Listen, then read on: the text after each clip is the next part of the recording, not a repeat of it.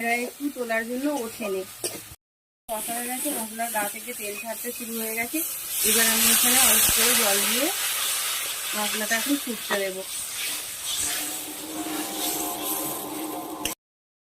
মশলার ঝোলটা আরেকটু মরে যেয়ে ফুটছে।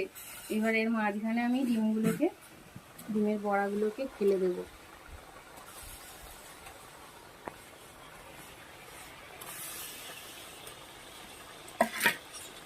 এবার এটা ফুটুক, ভালোভাবে নাড়াচাড়া করে দিলাম। ফুটে ফুটে জলটা ঠিক মরে গেছে। আর এইরকম আমি কষা কষা নামিয়েছি।